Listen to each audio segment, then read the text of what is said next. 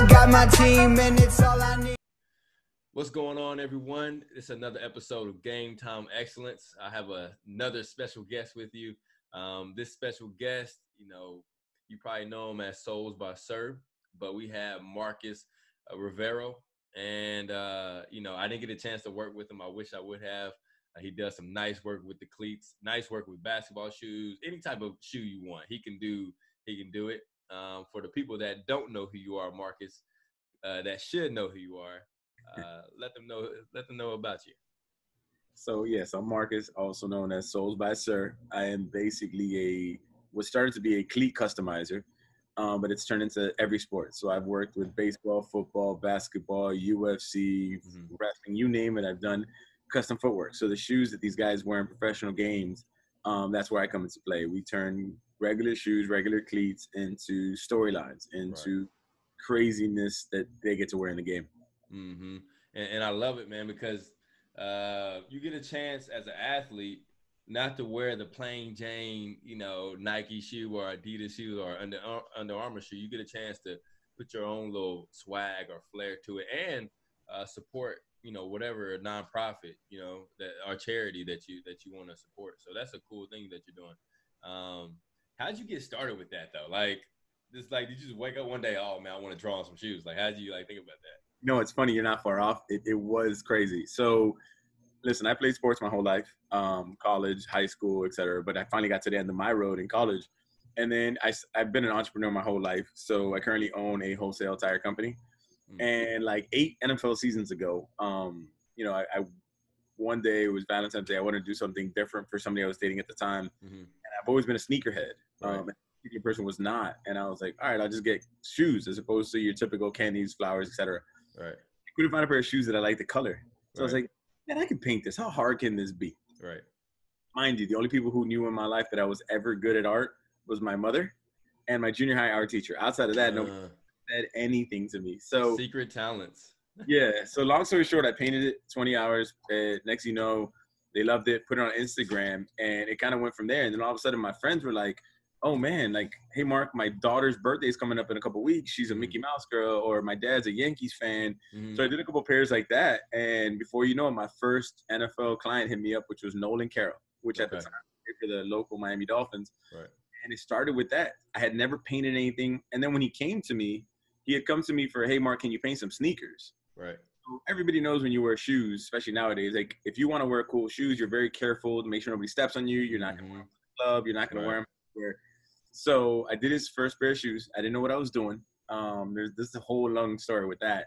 Long story short, he loved the kicks. 2 months later, he hit me up because preseason was coming out. And he fell in love with the shoe that was only released in a Dallas Cowboy colorway. And he's like, hey, can you buy cleats? And crazy enough, I told him no. Right. And can you customize them? I said, no, man, I don't want to do it. He's like, why? I was like, well, with sneakers, I can paint them. You can walk very carefully, and nobody's going to mess them up. In a football game, the last thing you're worried about is your cleats. Listen, don't get untied and play your game. So I was like, Nolan, man, I don't even know if this is going to hold up. This could chip. This can, who knows? He became the biggest motivational speaker I have ever heard of in my life. All of a sudden, it was every night for 7 nights. Mind you, I don't really know this man at the time. Right. 7 nights in, he would call me every night. And every night he was like, no, man, I'll do shoes. I don't want to do your cleats. On the 7th night, I was just like, you really want this? He's like, yeah, and I know you got this in you. You could do it. Yeah. All right, man, I'll tell you what. I'll do it for you because I don't know if it's going to work or not. I'm not going to charge you. Let me experiment. He's like, I'll tell you what. If this works, I'll repay this favor to you one day. So I'm like, all right, cool. No big deal. Shoes. He sends me the shoes. Oh, actually, we picked up. Get the shoes. I painted them. So in preseason football, for those that don't know, game 1, starters don't pay too much. Game 2, a little bit more. By game 3, you're really getting a good first half. Exactly. He said, okay, let's give it 3 games. Let's see what happens, and we'll go from there. Right. So game 1, game 2. At the end of game 3, mind you, I'm at the game. So I'm nervous. I'm just staring at the sidelines with binoculars. I get the phone call at the end of the game from him. He's like, hey, Mark. And I'm like, oh, man, how bad do they look? He's like, the shoes are perfect. There's nothing wrong with them. Right. And I'm like, oh, man, okay, cool. He's like, I'm going to overnight you a box tomorrow with 12 pair of Jordan cleats. At the time, 12? 12 pairs, yeah. Oh, 12. man. Yeah, he put all his faith in me. Yeah. So at that point in my head, I'm like, man, I just made a couple grand. I'm super excited. Right. The shoe's only available in black. Nobody has it Mhm. even white. It's just straight black. So he Right. ships. He's my only client at the time. Mhm. So I'm like, all right. So I just work 24/7 on this stuff when I get home from work. Right. His only requirement was make them look Miami Dolphin colors. I Right. said, okay, cool. So I do them all. About a week and a half later, I hit him up. Hey, Nolan, I'm ready to go for opening weekend. He's like, all right, ship them. And I remember getting mad, and I'm like, no, man, I'll take them up to you in Davie. It's an hour north of me. Like, I want to do the whole Instagram post Right. or whatever. Right. Oh, don't worry about that. Ship it to me. Right. I remember I ship it. I don't even bother to Google the address. And I put the address somewhere in Davie. Long story short, he was basically having me ship it to the players at the practice facility. He waited till after practice one day because all you guys love to show off around each other. Right. It's this big box. He opens up the first pair. His intention wasn't to sell anything. His intention was to show off. Right.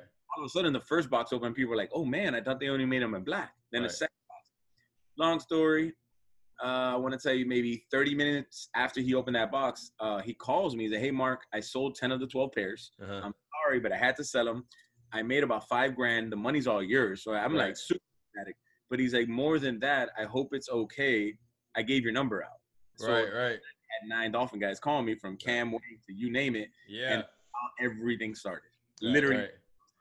That's crazy. And it's crazy how, Caleb, I don't know if you know Caleb Thornhill from the Dolphins, but he's the player engagement, director of player engagement. I always mess up with the titles of people's names. But he always says you're one person away from having your dream job.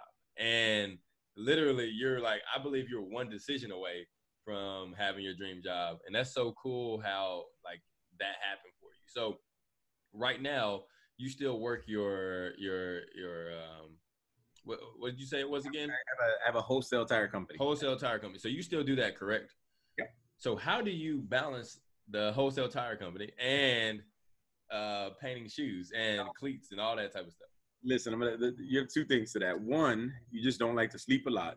Okay. 2, you have to have an understanding, like girlfriend, partner, wife, mother, people. You have to have people around you understand, because at the end of the day, the average person works 8 hours. If they go to the gym for an hour or 2, they got 10 hours. They have the other 14 to sleep, do whatever they want. Mm-hmm. With me, it's a little bit different. So what happens is I'll go to work at 8:30 or 9 in the morning, and I'm at work, and I run one of my studios inside of my warehouse. So around 3, 4 o'clock, I switch my hat. Now I become a painter, and I'll work till 7, 8, 9 o'clock at night. Come home, have dinner, and then work out, and then go back to the shed and get back to work till 2, 3 in the morning. Right.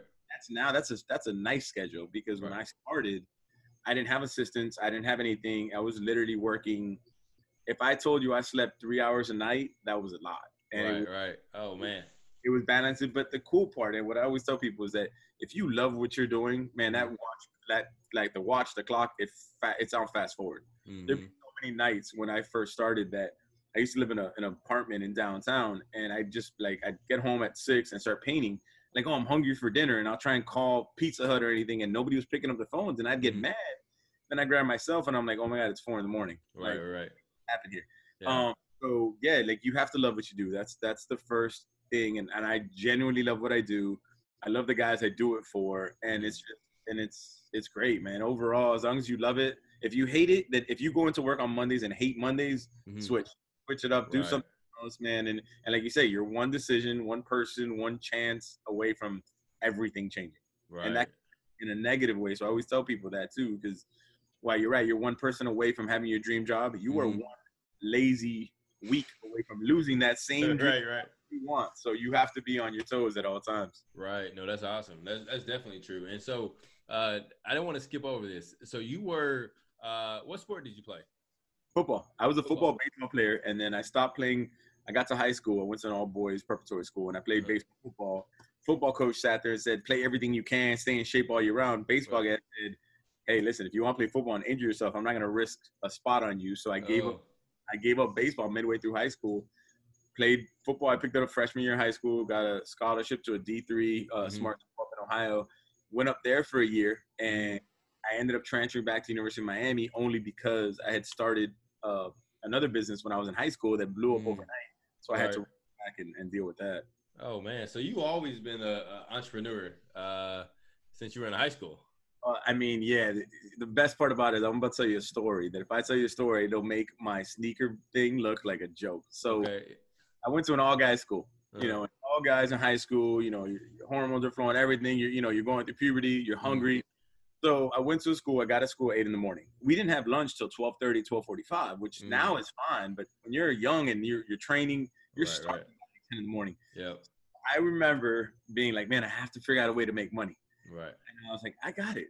I can sell food on campus. Right. So I took a Cuban loaf of bread, put ham, put cheese, put mayonnaise, put honey mustard, which apparently was a secret ingredient. Right. Into 3 sandwiches. So it's like a 10-inch sandwich. I sold them for $2 a pop. How much? $2 each. Okay. Day one, I took, I don't know, maybe 15 loaves. So that would be 45 sandwiches. Right. Sold them in 20 minutes. Right. Day two upped it. I took that company from freshman year. Mind you, this was illegal, and I'll tell you that after. Okay. I took this company from senior year. I had 15 employees, 2 teachers on payroll, janitors on payroll, my grandma making them on payroll. Yeah. Making $1,000, $1,500 a week in high school. No way. Never missed a day of high school because it was cost me too much money. And the whole time this was going on, so we went to a private school. And the catering company who owned the cafeteria rights had on contract with the school. You couldn't have a vending machine. You couldn't have anything. So that's why everybody was so hungry. Right. So the fact that I was selling stuff, the only reason I got caught was because the school was getting sued by the catering company because they were losing about somewhere between 20 to 50% of revenue every single day. And they didn't believe that everybody's mom made sandwiches wrapped up in aluminum foil the exact same way. Right. So that was my beginning of entrepreneurship. And that's when I realized at a young age, I never want to work for anybody if I don't have to. Right. Okay. And so that leads me to my, I believe that, so this is Game Time Excellence, where we talk about your mission, mindset, mastery, and maintenance. And I believe that in order to reach a high level in, your business and your career as an athlete, you need to have a strong mission. You know what I mean? And like, I feel like you found that early. And I feel like a lot of people don't find it until 30, 25 or whatever. So what's your mission now, though, that, you're Souls by Sir, It's funny. When I started Souls by Sir, I told myself that my goal with Souls by Sir was to change the way that people saw cleats. Like, change the way people look at shoes. Because back when we were young, when you wanted to buy baseball cleats, let's just say, they was available in black, white, if you're lucky, maybe blue, red, and stop counting right there. Like, the soccer kids had all the funky colors. Right. But baseball and football, we had black, white, and maybe like 1 or 2 colors. Yeah. So I said, when I started, I was like, I want to change the way people look at that. And that was 8 years ago. Needless to say, while I won't give myself full credit for it, I definitely had a part with it. But now there's, you look at cleats. Now you go into any, Dick's Sporting Goods, anywhere, you can get cleats in any color you want. Right. And you have pro athletes, even in football, like Odell, that never would have imagined having a cleat deal. But now they have a cleat deal because they have crazy stuff on their feet. So my mission back then was to change the way the world saw cleats. Now it's just it's one of those things where it's like, I get to do what I love. I love football. I love art.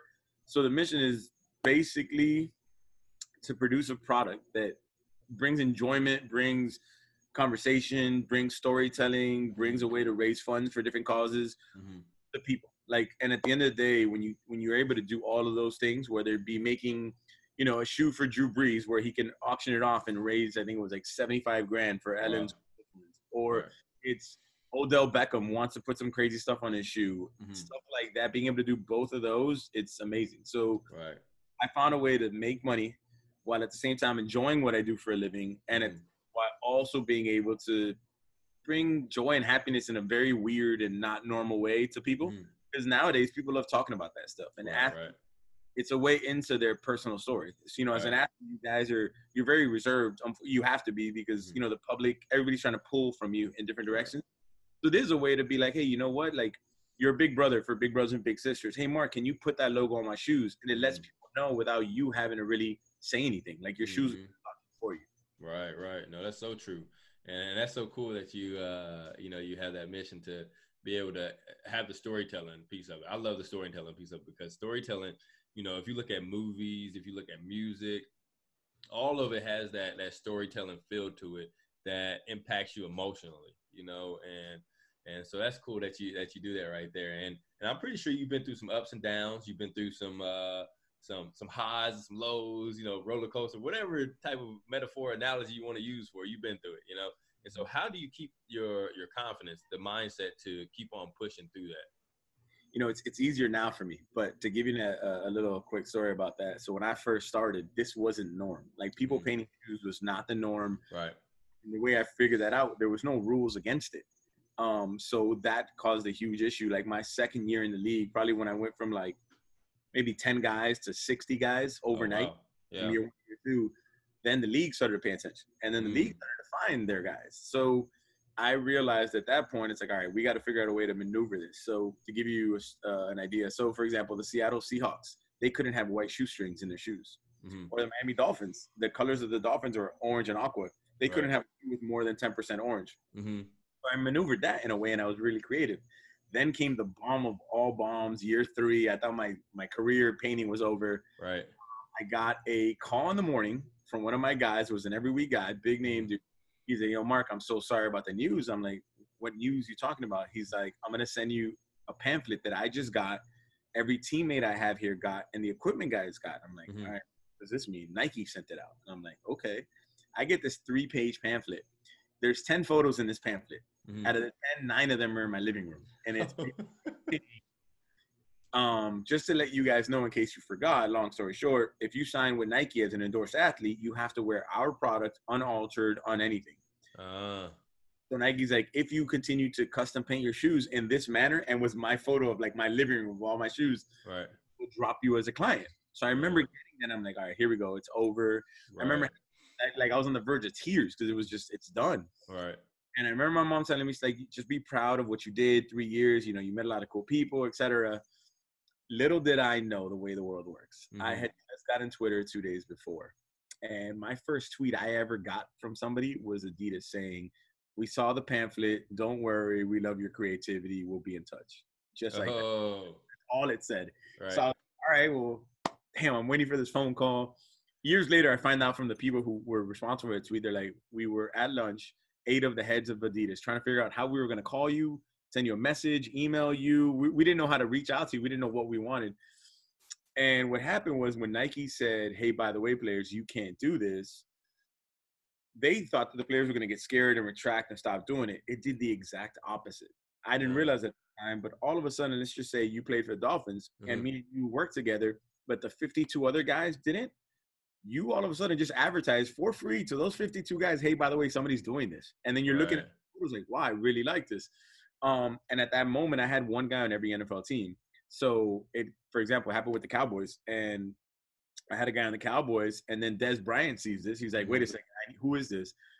A teammate of his said, here's his number. And it started. So all of a sudden, my business. And then Adidas reached out, and Adidas said, we want to work with you directly. And then that took me to a whole nother level, which basically led to me being the first person to ever do a full team. So I did the whole University of Miami's football team, custom shoes, 123 guys, one game. Wow. Yeah. So that led to that. And then Nike realized that I guess the players were going to do whatever they wanted, because if Nike dropped you and you were Des Bryant, I'm sure there was Reebok, there was Under Armour, there was everybody standing right behind you ready to take you. Deshaun Jackson was another one. He was like, all right, well, if they drop me, I don't really care. I could do whatever I want. Right. So it went from that to Nike kind of backing up and letting go. The NFL coincidentally started to be a little bit more relaxed on their rules. They saw that it was driving a lot of positive traction. People were talking about people's shoes. Odell became Odell after the catch, but then his shoes became his story. Right. Felt kind of hands off. So my biggest obstacle was that, but it was the worst thing turned the best thing in a matter of hours, really. Oh, wow. That's really cool, because, I mean, isn't it so cool how life works that way? Like, you feel like everything's about to go down the drain, and then you just have one, I guess, coincidence, or, I like to say, everything happens for a reason. I feel like God like works things in that way. But that's so cool how life works. So now with your mindset, you know what I mean? Like, how do you take, what's your mindset with like day by day? You know what I mean? Like, do you take it like, oh, I hope everything works out, or are you pretty focused and strict with your regimen? So, I mean, it's one of those things where you have to treat every day like your last day and like your first day. So it's like every pair that I do, I give it the same effort I gave my first one, knowing that it could be my last one. But do I think this is going anywhere, this industry? No, I absolutely do not. I think that I've made a name for myself, and a part of that is your work ethic. So It's the gift and the curse because I'll have guys reach out to me on Friday. The game's on Sunday. Hey, Mark, I need it. And I've always been that, yeah, I got you. And on well to that. So my client base is like, and he's always there for me. I'll be him. Yeah. So it's kind of one of those things where day to day, it's like you treat it like a legitimate business. Have to give it 150% because 100 nowadays doesn't work anymore. Like, especially now, like I paved the way for the custom cleats world. So you've got everybody now because of social media being able to reach directly to an athlete. Like you can send it to him, get lucky, the guy writes back to you. Yeah. And if you're a young kid or you're somebody trying to get into the industry, you're willing to do the work for free. I charge a premium. So it's like I'm competing every day against these guys that are hitting up athletes via DM. Hey, I'll do your work for free just so I could take a picture with you, just so I could say I did work. But at the end of the day, those things come and go. Some players are unloyal, very little of them, believe it or not. The majority of them are super loyal. And now it's like you just treat it, but they also expect quality. If they're paying for a Ferrari, no offense, but they don't want a Honda Civic. Like they want a Ferrari, which I completely understand because if I was them, I'd want it too. So I just treat every single pair like it's the only pair I have. Mind you, I have a weight line of like 100 pairs at any given moment. But if you give that pair everything you have, you'll never get that guy to give you another one of his works. It's kind of like what motivates me every day is literally treat it like your last and your first. Like, and you have to back that because if not, I'll be replaced by a young kid on the block with more talent, with more connections. With like, you just always gotta assume you're not the talent, you're the most talented, you're not the smartest, you're not the best IG creator. You have to assume you're not. So how do you make up for those type of things? Is just literally give service that nobody's willing to do. Right. No, that's awesome, man. That's awesome. So do you have like some extra pair of hands to get the work done or what, man? Yeah, so I originally when I first started, it was me. It was a one-man band, which great, but it was killing me. So it would like you got to keep in mind like on every given year, I could do anywhere between 1,200 to 1,600 pairs of shoes. Like that's what we did last year. I think it was like 1,500 something. And I have a full-time gig. Like I have a full-time. So I have assistants right now. I currently have 4 assistants.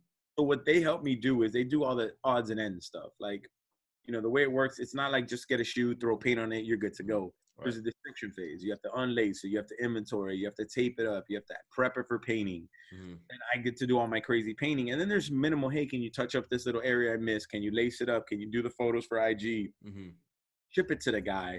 Order shoes for the next guy. So they plug in all the little holes. That gives me more time to focus on what I consider like the bread and butter of it, which is the painting, which is the creative part. But yeah, I have assistants. And during the NFL season, it is all hands on. Like it is, you're pumping out 40, 100 pairs of shoes a week, and you have X amount of time. And if you miss one deadline with one guy, that's all it takes. Like they'll come back to you. Yeah, and the crazy thing about athletes, man, all athletes, if you're listening to this, stop being divas. Stop thinking the world revolves around you. You're not the only thing that's happening, okay? Because other people have lives, other people have things going on. Okay, I get it. You make a lot of money. I get it. We have to play this game, but we got to stop as athletes with this entitlement. Not all of us are like that. I'm not saying every athlete's like that, but not all of you guys. And I'll be honest with you, less than what you think are like that. Like the majority of them are understanding, and I'll take blame for that because the majority of them aren't divas. Like, but some people you think. No, we got Diva. We all athletes got a little bit of Diva in us. Okay. Dude, it's different because with them they come to me. So with athletes, a lot of times like they'll go into a restaurant or whatever the case is. People are always trying to give them stuff, so they act that diva way. But in my case, like I've never made an advertising phone call. Like every athlete come to me and they've come referred by a co-athlete. So it's like, but at the same time, it's like I take blame for it because I'm like, bro, how can Marshawn Lynch hit you up on Friday and he needs a game. He needs shoes for that Monday night 3 days later. How can I tell Marshawn no? I can't do that. And then in my head, I start to play out, well, if I do Marshawn, let's think who's going to see Marshawn stuff. And then it could be Dez, it could be Odell, it could be everybody else. So I'll take blame for that. But part of the good thing about that is that it helped me grow my business. Yeah, for sure. The guy that never said no helped me. But it also, if you don't manage it well, ruin everything for you as well. Because you'll be a slave to your company. And unfortunately, I don't care how great of a job you have, there'll be no money in the amount of world that you'll be happy making being stuck. Right. No, for sure. And so I have another question, but I'm gonna say that one a little bit. But so you had this secret talent of being an artist, being a painter, and all that right there. Like nobody knew besides two people. And so you painted on the shoes one time, and you didn't really know if you could do it on the cleats. And so, what was your process like mastering this skill? You've been doing it for like 8 years now, right? Yeah. You know what's funny is I skipped over a story that you're not gonna believe when I tell you it either. But Okay. I still haven't mastered the thing of cleats. I learn something new every week. Like when it comes to how to paint them, you'd be surprised how many shoes I burn holes in them, how many shoes I unglued, and then people don't even know. Right. So when this whole thing started, Mm-hmm. going back to Nolan, when he hit me up to do his first shoe, his pair of sneakers, he had asked me, or he basically said, "Hey, Mark, I have some red and white Jordans. Right. You make them Statue of Liberty." Right. I had no idea what that meant. Right. Literally said, "Oh yeah, I've done a whole bunch of these." I lied. Right. Yeah, man, fake it till you make it. Everything I'm thinking. Right. He's like, "Yeah, do you airbrush?" I'm like, "Yeah." I didn't even own an airbrush gun. I was like, "Yeah." So I get the shoes. I bought my first airbrush. But listen, the first thing I will tell you is that just hard work will always supersede talent. Okay. So I said, all right, well, I don't know what I'm doing. How hard can this be? There's no YouTube to learn how to do it. None of that. Right. All right, cool. Statue of Liberty. I Google what this means. Basically, what it meant was make the shoe look weathered. Make it look like it was sitting outside. It's green, but it's it's got its things outside. Right. All right, cool. So I got all the greens. I got gold, black, silver, a whole bunch of colors. Started spraying. Nothing looked good. Like it was 30 layers of paint. Yeah. And he hits me up and says, "Hey, can you send me a preview?" And I'm like, "Man, this is good." So I remember I grabbed my phone, I took a picture, and I sent it to him. Listen, if a woman, if a client, if a parent ever gives you a response like, "It's okay," it is not okay. He literally told me, "Oh, it's okay." And I remember taking that same phone and throwing it down. Yeah. I used to paint in my kitchen. So next to my paint, I had a jar of acetone. So when I hit the acetone by accident with my phone, the acetone falls all over the shoe I just took a picture of. Oh. Panic, grab a kitchen towel, wipe it. What happened, which was again a pure accident, all those layers of paint started to get eaten away at each other. So when I wiped it with a kitchen towel, it ended up looking like beautiful marble granite countertop. Absolutely gorgeous. So I was like, okay. I took another picture. I was like, haha, just kidding. Right. And then all of a sudden I got that emoji with the heart eyes, and I was like, perfect. It was an accident. Oh my God. I dropped acetone on the second one. But stories like that is literally how I've gotten to today. Like so many accidents have happened to me. That being the first one, I was like, oh man, put a lot of layers of paint, throw some acetone, wipe it, and it looks like marble. Right. Stuff like that's how it's happened. Like there's no instruction book. There's no go to Barnes and Noble and say, how do I become a shoe customizer? You can't. Right. Research, you can do a lot of stuff, but at the end of the day, it's trial and error, and that's kind of how I've learned every single lesson, starting with that one till today. And I'm thankful I went that way. I'm thankful I didn't have a teacher to tell me how to do it, because I learned stuff that no teacher will teach you. There's a lot of stuff I went to school for that when I had my own company, I was learning on the front lines, and a teacher, is telling you this is how it's gonna happen. I'm like, that's not real world. That's not how it happens. Right.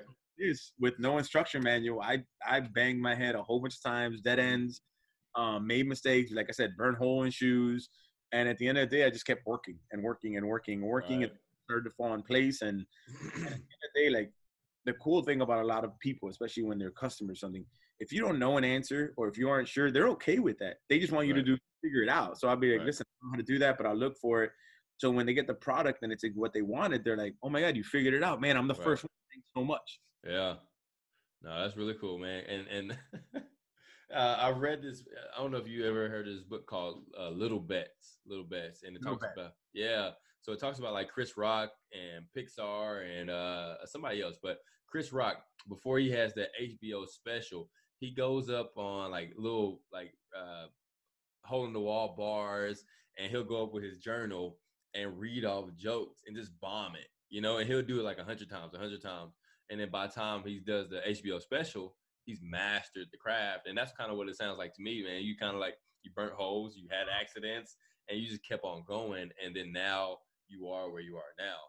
And so any aspiring artists, that's looking to brand themselves on IG, looking to do something special with their work, what advice would you give them?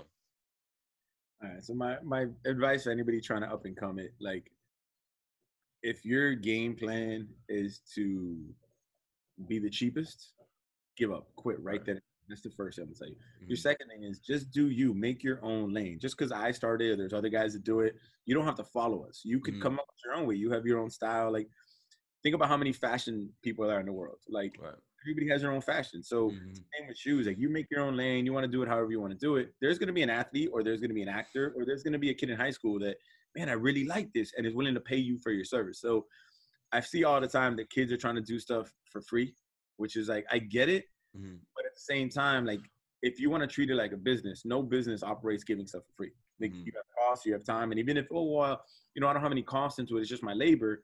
But think about all you could have been doing instead of doing that shoe. You could have been doing a lot Right. of it. So my thing is, stick to you, be you. Don't try and copy or imitate somebody else, and Mhm. never, absolutely never let price be what makes you different than me or the guy Mhm. next to me or the guy next to you. Because at the end of the day, what I've realized in all my adventures and all my misfortune, unfortunately, sometimes, is that if price is what sets me and you apart, if you Mhm. have bigger pockets than I am, you just drive me into the ground till I run out of money, and then you go Right. back to what you're doing. So Right. just don't let it be about price, and do you. Don't be creative, especially like in the world that we're in, which is like an artistic world. Like, do Mhm. you. Don't Right. copy. Don't try and emulate somebody else. Everybody has their own style, whether you like it or know it. It'll Mhm. eventually come to you. I didn't know what my style was, and it just came to me. Right. Right. And now I have an idea of what it is, and I always push the envelope with it. But Mhm. for young aspiring, or if you're older and aspiring, like, just do you. Just grab paint, grab the shoe, grab the board, whatever you want to paint, and paint Mhm. whatever you feel. There's no mistakes in art. That's the Mhm. cool part about it. Because again, so Mhm. many times I've been there where I had an idea exactly what I wanted to do on a shoe, and Mhm. I literally messed it up. I dropped paint Right. on it. It happened. Nobody knew. I Right. never Right. told anybody. I said, "Oh, Right. that's exactly what I meant to do." So there was Right. no like, "Oh, you messed up." No, I was like, "That's exactly what I meant." So Right. just do you, and give it the proper time too, because Mhm. a lot of people want to go, and I get the DMs all the time. It's like, "Well, can you give me an athlete?" And it's just like, you want to get to the top level, taking the elevator. I took the Mhm. stairs on my knees, Mhm. crawling with the lights off. Like, Right. I'm not gonna give you the key to the elevator. Like, it Right. doesn't work that way. And if you got to the elevator, you wouldn't appreciate the top level as much as like Right. any athlete when he's in Pop Warner, you're gonna make the NFL. All right, so he's gonna let go of the gas. He knows he's gonna get there. But if that Right. kid has to crawl through, being on a practice squad, busting his Mhm. butt, like injuries, and still bust his butt and got up there, he appreciates 10 times Oh more. yeah. So that's what I tell people. There's no elevator to get to the top, and I'm not even at the top. Right. Right. You're gonna take the stairs. You're gonna fall. You're gonna bang. You're gonna break your leg. The lights are gonna be off. You think you're going the wrong direction. You'll Right. eventually get to your top floor. Just Right. don't stop. Right. Don't quit halfway through. Stuff's gonna get hard. Yeah. Gonna get hard. Like, it's people think that there's this, like, I don't know, man. This lotto button. You hit it. Oh, I become a millionaire overnight, and I didn't Right. have bruises or scars to show you. It's like, there's always bruises or scars. Right. Right. No, for Working sure. at it, give it the time it needs, and just, and that's why you have to be passionate. Because if you're doing something for 20 hours a day that you hate but you love the paycheck, eventually that paycheck's not going to be enough for you. So you have Right. to love what you do. Yeah. No, you'll get burnt out real fast. Mhm. And so, what is it like? I mean, being able to, for you, deep inside, what does it do for you when you have like Odell or Drew Brees? And I saw you do some stuff with Tom Brady, man, too. And what is it like? Okay, man, they hit me up. I get a chance to do their shoe, and then you see it on TV. That's my work. Man, What's that like? it's truthfully, it's like, man, how to explain this to you? It's like a little kid. Mm-hmm. Like, the money's great. Don't get me Mm-hmm. wrong. That's the fun part. But between us, if they weren't paying me, I'd probably still do it, because Right. it's like those, like the stories that I could tell you of situations, and then being in a room with your family, like your girlfriend, your mom, your dad, Mm-hmm. and all of a sudden some guy makes a crazy play, and they're watching it on replay because somebody threw a challenge flag, and it's your Right. shoes going. Yeah. No greater feeling for somebody who's not an athlete. So Right. Right. the feeling of seeing it is amazing. The relationships I built with certain people are like, I'm in rooms sometimes, and I'm like, I look around and I pinch myself. I'm like, am I really sitting in this room with Drew Brees and his family Right. and Right. wife? And it's just like, yeah, like this is what I work for. Right. You can't describe it. If you took, when you were like 7 or 8 or 9, and you had that one toy you wanted for Christmas, and you Mm-hmm. ran to the Christmas tree and you saw it, Right. take the feeling, multiply it by 1,000, Right. and then, oh, by the way, here's a bank account with money in it. Like, Right. doesn't get better. Right. seeing it on TV, seeing the way that people around me get lit up, seeing the way that the player, the athlete turns into a kid. Because when I give these guys who are top of the top of their game, like Drew, Tom, like they get shoes, they turn into little kids. And it's just like, right. God, it's so cool. That feeling, I can't describe to you. It is Right. something that it makes it all worthwhile. It is something that you truly like. You think you're dreaming most of the time, and you pinch yourself because it's like, am I really getting a FaceTime from this player? Am I Right. sitting here before a game on the field with this guy? Mm-hmm. Am I in a meeting with Microsoft to do something live for a player for the Super Bowl? Like Right. you're out. How do I like to say? A buddy of mine says it. You're out punting your coverage, and it's Right. just like Right. you're literally like it's amazing. Like the Right. feeling, and that happens in every industry. If you really love what you're doing, like you'll find yourself in like, oh my God, I can't believe I'm the person on the team finding a cure for X, or you know Right. what, Right. I'm this person that created a special sauce to put in this burger that everybody loves. Like it happens everywhere. But it's done by people who have passion, and it's done by people who literally won't say no, who bust their butt. And now I'm just one of those I think I'm generally grateful for everything because I'm in a predicament, like you said, that man, it's like it's surreal. It's Christmas. Right. During any season, it's Christmas every day because I can turn Right. on Sports Center at any given moment and have 6 or 7 guys in the top 10. And it's Right. just Right. I remember Yep. I had one athlete. Like my NFL, there's 1,600 guys signed as NFL athletes. I deal with 1,200 of them, Oh wow. and that's just Yeah. football. Like, well, that's life now, and Yeah. it's truly. I'm a kid on Christmas. Yeah. And you do you do other sports too. You do baseball. Have you done some soccer too as well? Baseball, football. I'm actually doing a huge thing this year with soccer. I've done UFC. I've done boxing when what was it? When Conor McGregor fought Floyd Mayweather. I got a phone call on Thursday, the night of the week of the fight. Hey, Mark, you want to be flown to Vegas in 2 hours and come do Conor McGregor's boots? And I was like, Shoot.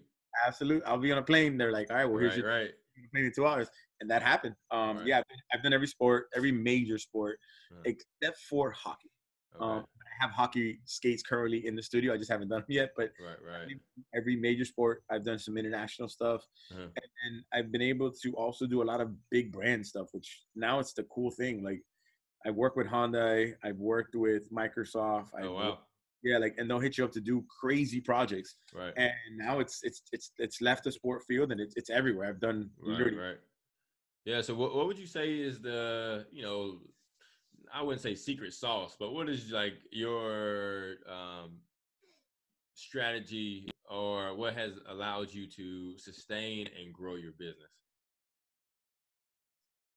I was never comfortable with being mediocre. I was never I never had a like, oh, I've made it phase. I always feel like I have a guy right behind me. So the way I treat it is that I'm in this long marathon and I'm not like, I may be in first place, but I have second, third, and fourth like inches from me. So if I take a day off, they're gonna catch me. Right.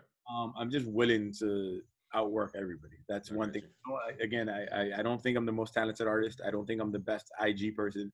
I don't think there's a lot of things like that. But I always tell myself at the end of the day, if it came down to who's gonna outwork, I'm not gonna quit. Like you're gonna have to kill me in the process. So what about your team? How do you keep your team motivated? You know what I mean? You got your assistant. Yeah. At the end of the day, you anybody you have around you, you have to treat them like an equal. So I like my team is at my level. At the end of the day, they make my job easier, which in turn means that they're just as important to the process as I am. So I treat them the same way I'd want them to treat me. So like we're not, I pay them, but I'm not the boss. It's kind of like same level. Like if something hits you in the middle of the day, hey Mark, why don't we do this? I'm all here for it. And I'll be like, let's do it. Like you have to treat them like you're equal. You cannot, and you have to get in the trenches. You don't give orders to tell people to get in there. You get in there with them and they'll follow you by your example. Right. So that's how I've been when it comes to that. Like at the end of the day, we got to clean the studio. I'll clean the studio. Right. Like, hey, listen, hey Mark, I saw this on YouTube. Why don't we try it? All right, let's try it. What do we need? Let's do it. Like that's how I keep my team motivated in a way that none of them are sports fans. Coincidentally, it ends up being. So they just like art, which I can appreciate it because I always tell them I don't consider myself an artist, and they're in school for art. So it's like, I'm just like, listen, I'm just a person who likes art. You're trained. You went to school for this. Like you could probably teach me a lot more than I could teach you. Right. So we work together, and it's a job that really is. It lets you be creative. it lets you, they don't ever feel at any moment where it's like, hey, you got to get this done. You have 7 minutes. Like, Mm-hmm. come on. No, it's like, it's a creative flow atmosphere. You just, that's how you got to keep it. Like, at least with the type of people I deal with, they don't do well under pressure. They do well in creative, open spaces. Right. I'm the guy that can deal with pressure. They can't. So Right. just, you find their strengths, you find their weaknesses. Everybody has them. And then I'll tailor it towards that. So if I know you're good at this, I'm going to shoot that at you. But she's good at that, I'm going to shoot that at her. And then, we'll all collectively come up with an amazing project. Right. No, that's awesome. So you create a good environment for your people to work in, and then you lead by example. So they don't feel like you're way over here and they're way down here. That's pretty cool that you do that. Because I feel like that's what the Patriots organization was like, man. Everyone was on the same level. You know what I mean? Like, it was just so cool to me. And then my last question for you, I got like two more. Go ahead. So, you have do you have a kid? I have a dog, which counts like a kid. Okay, yeah, that counts, So you have a dog, you have a girlfriend, and you have family in the Miami area, correct? Yes. Okay. So, and then you own your own wholesale tire business, right? Wholesale tire company. Yeah. Tire company. Okay. Yeah. So you have that, and you have the Souls by Sir shoe business right there, right? And then you have the dog, the girlfriend, the family. How do you keep that in order? So, because it's a marathon, and so how do you keep yourself physically, mentally, and spiritually good? That is a work in progress. That is something that is always, it's hard, because if you're on this world alone, you could work 24 hours a day. Nobody's going to care. Right. The situation with that is that you have to be able to balance it, but you also have to have people around you that are willing to understand that. And, it's a collaborative effort. And luckily for me, so I have a great girlfriend that literally understands football season's like dead zone. It happens. Right. Participate. She helps. She loves sports. And then I have my family who at the tire company work with me. So we get to overlap and see each other at work. But at the same time, they all know, and they're all worried that I'm going to outwork myself, just kill myself one day in the studio. But they're all great. They're literally, but if I need help, if I need assistance, if I need anything, all of them are there. So by the same token, you have to be able to do that for them if they need something. They just need your time, etc. Right. So like when it comes down to football season, I had a hard time my first couple of years where it was like blinders on, like I got to finish work. If you don't wait for me, see you later. I don't really care. And it got to my life a couple years ago where it's just like, all right, well, no, all right, what do you have to meet in the middle ground? And the middle ground is, all right, well, you got to work, 12 hours. They have a different schedule. They work a 9 to 5. Right. They work dinner with you at 7, 8. Okay, so cool. Stop what you're doing for an hour. Have dinner. Spend time. Watch TV. Talk about whatever you're talking about. Put them to bed, and then go back and just finish what you got to do. And so you have to sacrifice of less sleep so you can have more family time, I guess you could say, or balance everything. Yeah. The gym was the same way. Like, it's real easy to say no to the gym because the gym ain't gonna call you, like, complain and say, hey, you don't love me. So that happens.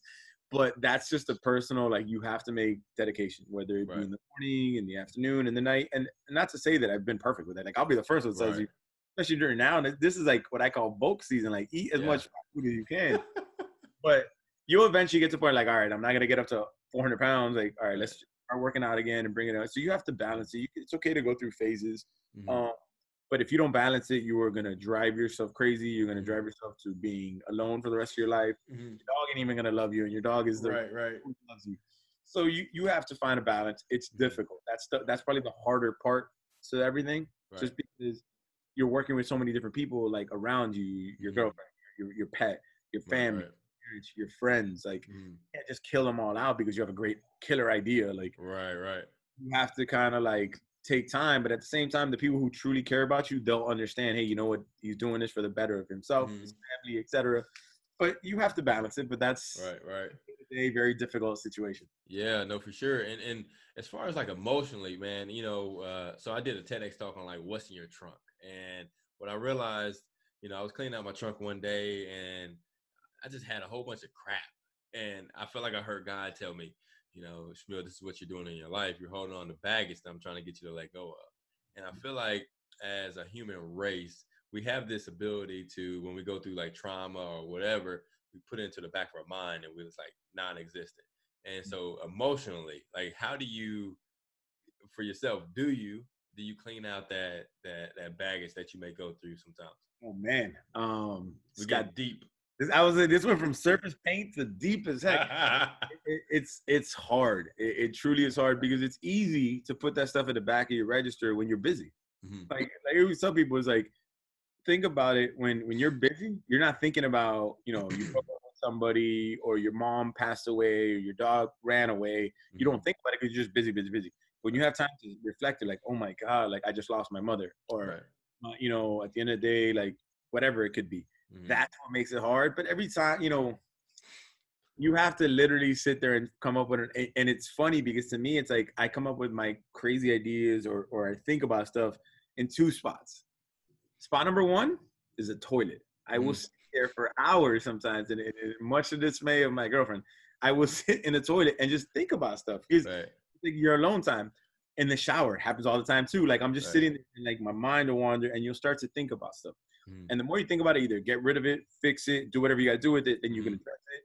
Listen, there's still stuff that's going to be stuck in the back of your register, but the less stuff you have in your trunk, the quicker you're able to deal with that stuff. Right. But at the end of the day, you have to have some sort of time.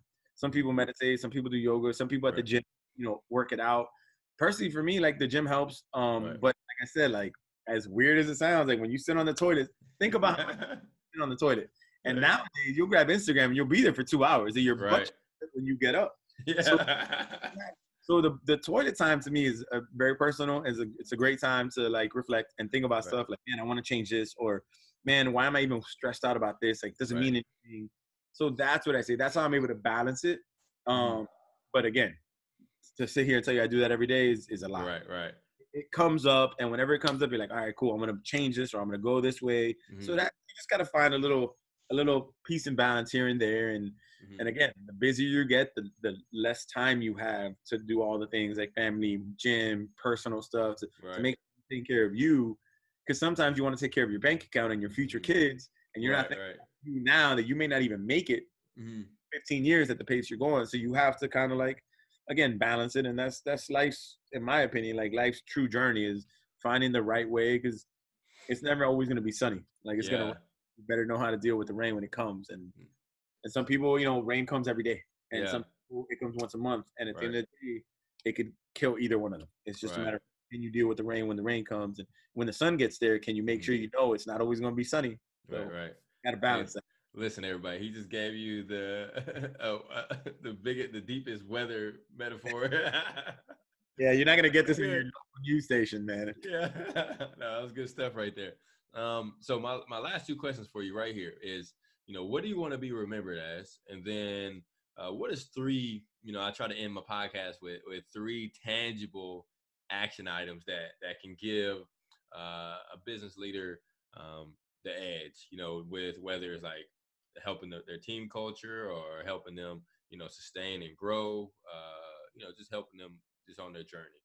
What is three tangible items you got? So the first question, which was, what do I want to be remembered as? To me, I just want to be remembered as the guy that literally went from painting in his kitchen to wherever the last paint thing I get to do, but he stayed the same. Like the people around me know I stayed the same. It never got really to my head. I want to be known as a guy that, he was able to do something in that world. And 20 years from now, when my kids or my kids' kids have kids, it'd be like, oh, now you can go out to a Little League baseball field and see 13 different color shoes that they can buy at a sporting store. Like, man, I had a big part to that. That's what I want to see. And I want to be remembered as somebody who had a part to do with that. And that he didn't lose, like he didn't change who he was, Instagram follower number 1 or Instagram follower number 1 million. It's the same. Right. And that's harder than you think. And you said tidbits for who again? Tell me again, for who? The aspiring entrepreneur, or the seasoned, business owner. Okay. So the three things I would probably say is, one, there's a good, man, you're getting like deeper in this stuff. So there's so many things I would tell you, but one thing I would say is that you have to keep an ear to the ground. Like you have to be in tune with what's going on around you. And when I say that, I mean that, like, a happy environment always produces better products, whatever it is. And if the people around you are not happy, and that could be your fellow employees, the people below you, family, siblings, wife, girlfriend, husband, whatever it is. You need to make sure everybody's around you is positive and helping you, because sometimes people have this circle that can drag you down and you don't even realize it. So it's like, make sure people around you are uplifting you and make sure you're uplifting them. And that includes the work for you, because a lot of times I see these companies where I'll walk in and the manager or the owner is just being such a you know, he's treating them so bad. And it's just like, do you really think they're going to work for your best interest? So the thing is to make sure your ears to the ground and you know, you keep everybody at the same level. Like everybody, whether you're the janitor or the principal of the school, you're just as important. Right. 100%. Right. That's the first thing. The second thing is that I would say is make sure that Mondays are your favorite day of the week. And one thing I always see in social media tells you is Friday, Saturday, great. Right. Because you don't work, because you get to go out and have fun with your friends, which is great. But if you don't feel that same passion on a Monday, you're doing something wrong. And it doesn't mean that like you suck at life. It just means that maybe you're not doing what you're truly passionate about. Maybe you're a teacher, but Mondays, you hate Mondays. And it's like, well, why do you hate Mondays? Well, I got to deal with my students. Do you think you're going to be good students in the future? Right. Like, I love Mondays. Mondays to me are the best day of the week. Like because it's like, I get to start a fresh week. I can make more art. And, you know, I had a discussion with a good friend of mine not long ago where he was like, man, you know, I don't like Mondays. And I'm like, well, do you like your career? He's like, well, it pays my bills. Right. And I'm like, bro, there's going to be a day where eventually that number is not going to be happy. Well, you know, it allows my children to live a certain type of life. And I'm like, all right, you know, it's great, but I recommend, like, and find something you're passionate about. And then it's hard because you can't just get up and go from being a doctor making, I don't know, $250,000. I'm passionate about planting fruit trees and give up your doctor and you're starting planting tomatoes in your backyard. You can't do that either. Right. So you have to love Mondays. Make sure that you're in a position or you're doing something or you're working towards. And you know what? I'm now, you know, like Kanye's song, like I'm literally deep frying the French fries right now. But you know what? So I'm going to be the manager. And the next day I'm going to, you know what? Eventually I'm going to own a McDonald's franchise. Right. You got to work. Like you have to, you know, work to something. And with that, my third thing would be goals. Like you always have to have goals. This is not a sprint. This is not even a marathon with an ending. This is just a journey. Right. You know, some people say, oh, it's not a sprint. Some people say, oh, it's not a marathon. I sit in there and said, you realize that there's no end to this. Like there's no end. So it's like the moment you feel that you made it or the moment you feel that you're the smartest in the room, the richest in the room is the moment you lost. Because at that point, somebody right behind you, just think about you the day you started the company and think about you now that you think you made it. That kid's coming for you. And that kid is so when that kid gets to what you and he's seasoned, you know, and he's done the trials, tribulations you did, he's going to take you out. And you have to realize that you have to treat it like it is a journey. There's no ending. You know, you have peaks and, you know, have tons of, you know, I set goals all the time, short, long term. And then when I hit them, I'm instantly giving myself, all right, well, man, I remember telling myself, I will be happy when I had 10 NFL guys. And then I was like, I'll be happy when I have one guy in every team. And I tell myself, I'm not, you know, I want now to be the only guy. I want to be able to do every guy. Like, some crazy goals. Some I'm never going to make. I realistically could tell you it'd be really hard. But it makes it so much more fun thinking you can and run. Am I ever going to be Usain Bolt in a race? No, but I guarantee if I have an opportunity to race him, I'm going to tell myself I can beat this guy. I may be crazy, but at the same time, it's that crazy that gets you in rooms that you would have never imagined. An opportunity, you lost to Usain Bolt, but you know what happened? Oh, you came right behind him and you beat 2 through 8. All right, you didn't beat Bolt, but you beat, I don't know, whoever else would be in that race. You have to treat it like that. Goals, treat everybody, you know, with respect. Make sure your ears to the ground and you treat everybody the same. And just work your butt off. Like literally work your butt off. And prepare for rainy days because they're gonna happen. And if you're stuck in a rainy situation, sunny days are gonna happen too. So prepare yourself for those good days. You're gonna get your break. You just you want to be that meme where you see the two guys digging for diamonds. One guy hits it at the top, and this guy gets frustrated. Mind you, below him is the biggest diamond thing you can ever imagine. So it's working at it and just blinders on and do your thing. No, for sure. I love that. That's a great. Hey, I hope you guys took some notes. I'm gonna go back and before I post this, I'm gonna go back and watch it myself and take some notes myself. Man, Mark, I'm gonna call you Mark. I like Mark. Okay, go on. No, I'm lying. I'm gonna call you Marcus. So, Souls by Sir, Mr. Do you have a nickname? I mean, I've had so many. You know, and now it's sold by Sir. It's just like, you know, Sir sold by Sir Marcus. You name it, I have red hair. So at this point, I almost called you Mark for short. I was like, what am I doing? That's not his name. But I'm gonna edit that out. Not really. But man, I really appreciate you coming on. This was, we've been talking about it for like 4 days now or something like that. And I really appreciate you taking the time to come on here and drop the knowledge bombs on us.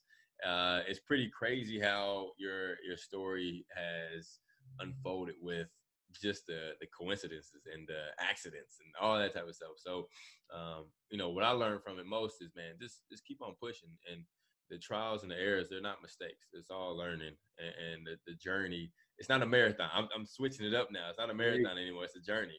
Because you can't run forever. So it's you just gotta keep on like the tortoise and keep on pushing forward and keep on after those goals. So this is Game Time Excellence, everyone. Keep on, striving towards your mission. Keep the right mindset.